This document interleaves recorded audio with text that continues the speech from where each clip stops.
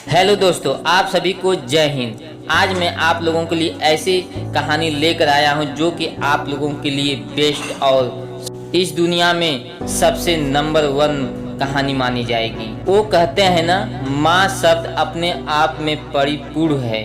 दुनिया में हम चाहे कितने भी रिश्ते से क्यों न बंधे हुए हैं, लेकिन माँ के हमारा जीवन अधूरा होता है।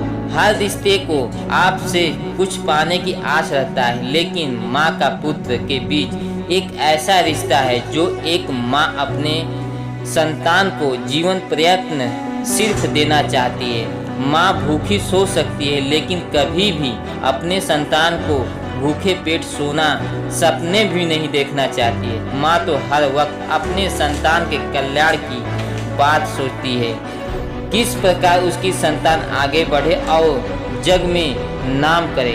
तो आइए माँ के ऊपर 3 कहानियाँ हैं, उसे सुनते हैं। एक दिन थॉमस अल्वा एडिसन स्कूल से अपने घर आया और स्कूल से मिले हुए पेपर को अपनी माँ से देते हुए बोला कि माँ, मेरे शिक्षक ने मुझे यह पत्र दिया है और कहा है कि इसे केवल अपनी माँ को ही देना। बताओ माँ, आखिर इसमें ऐसा क्या लिखा है, मुझे जानने की उत्सुकता है। तब पेपर को पढ़ते हुए माँ की आंखें रुक गई और तेज आवाज में पत्र पढ़ते हुए बोली, आपका बेटा बहुत ही प्रतिभाशाली है। यह विद्यालय उसकी प्रतिभा के आगे बहुत छोटा है और उसे और बेहतर शिक्षा देने के लिए हमारे पास इतने काबिल शिक्षक नहीं है। इसलिए आप उसे खुद पढ़ाए या हमारे स्कूल से भी अच्छे स्कूल में पढ़ने को भेजे। ये सब सुनने के बाद एडिसन अपने आप पर गर्व करने लगा और माँ के देखकर अपनी पढ़ाई करने लगा। लेकिन एडिसन के माँ के मृत्यु के कई सालों बाद एडिसन तो एक महान वैज्ञानिक बन गया और एक दिन अपने कमरों की सफाई कर रहा था तो उसे अलमारी में रखा हुआ वह पत्र मिला, जिसे उसने खोला और पढ़ने लगा। उसमें लिखा था कि आपका बेटा मानसिक रूप से बीमार है, जिससे उसकी आगे की पढ़ाई इस स्कूल में नहीं हो सकता है, इसलिए उसे अब स्कूल से निकाला जा रहा है। इसे पढ़ते ही एडिसन एक भावुक हो गया और फिर अपनी डायरी में लिखा कि थॉमस एडिसन तो एक मानसिक रूप से बीमार बच्चा था, लेकिन उसकी माँ ने अपने बेटे को सदी का सबसे प्रतिभाशाली व्यक्ति बना दिया। जीवन में हम क्या हैं, कैसे हैं, यह महत्वपूर्ण नहीं है, लेकिन अगर अपने ऊपर माँ की ममता और प्यार हो तो मानसिक रूप से भी बीमार बच्चे की भविष्य और नियति को बदला जा सकता है और बच्चा माँ के आंचल में दुनिया का सबसे महान व्यक्ति भी बन सकता है। राह चलते एक आदमी फूलों की दुकान को देखते हुए अपनी गाड़ी को रोका और दुकानदार के पास गया और अपनी माँ के लिए फूल भेजने के लिए एक कुरियर भेजने का निवेदन किया। इतने में एक छोटी बच्ची वहां आई और उस आदमी से बोली, अंकल, मैं अपनी माँ के लिए लाल गुलाब खरीदना चाहती हूँ, लेकिन मेरे पास 2 रुपये कम पड़ रहे हैं, इसलिए अगर मेरी 2 रुपये की मदद कर दें तो मैं इन फूलों को खरीद सकती हूँ। यह सुनकर वह व्यक्ति मुस्कुराया और बोला, ठीक है, तुम खरीद लो, 2 रुपये मैं दे देता हूँ। फिर जैसे ही वह व्यक्ति फूलों का ऑर्डर देने के पश्चात वहां से जाने लगा तो लड़की बोली, आप आगे जा रहे हैं तो मुझे भी आप अपने गाड़ी से आगे छोड़ देना। तो व्यक्ति उस लड़की को अपनी गाड़ी में बिठा लिया और कुछ देर चलने के बाद वह लड़की एक कब्रिस्तान के पास रुकी और बोली, मेरी माँ यहीं रहती है। इसके बाद वह लड़की कब्रिस्तान में जाने लगी तो उत्सुकतावश वह व्यक्ति भी उस लड़की के पीछे पीछे चल दिया तो देखा कि एक कब्र पर वह लड़की फूलों को सजा रही है और फिर कब्र से लिपट गई, जिसे देखकर उस व्यक्ति की आंखें खुल गई। वह अब समझ चुका था कि अपनों के खोने का क्या गम होता है और यह व्यक्ति तुरंत वहां से वापस फूलों की दुकान पर गया और अपना कुरियर ऑर्डर निरस्त करके खुद फूलों का गुलदस्ता लेते हुए अपने हाथों से माँ को देने के लिए निकल पड़ा। हमारा जीवन छोटा है, आप जिन्हें चाहते हैं जो कोई भी आपका हो उनके साथ अधिक से अधिक समय व्यतीत करें, क्योंकि सबको अपनों के प्यार की ज़रूरत पड़ती है और ऐसा करने में हम देरी करते हैं तो क्या पता कब हम अपनों से दूर हो जाएं और फिर अपनों का प्यार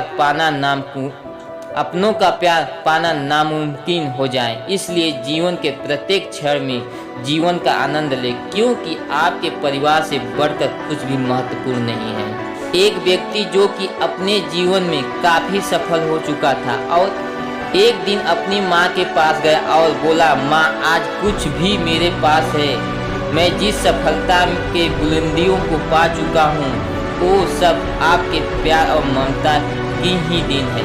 इसलिए माँ मैं चाहता हूँ कि आपने जो प्यार दिया है मैं उसका ऋण चुकता करना चाहता हूँ। यह सुनकर माँ आश्चर्यचकित हो गई और बोली, नहीं बेटा, मुझे अपनी ममता और प्यार के बदले में कुछ भी नहीं चाहिए। ये तो मेरा फर्ज था जो कि मैं अपनी संतान के लिए किया। लेकिन वह व्यक्ति बार बार जिद करने लगा, नहीं माँ, मैं आपके प्यार और ममता के बदले कुछ देना चाहता हूँ। माँ आप मांगो तो सही। तो बार बार जिद करने के बाद माँ बोली, ठीक है, क्या तुम मेरे साथ जैसे बचपन में सोते थे वैसे सो सकते हो क्या?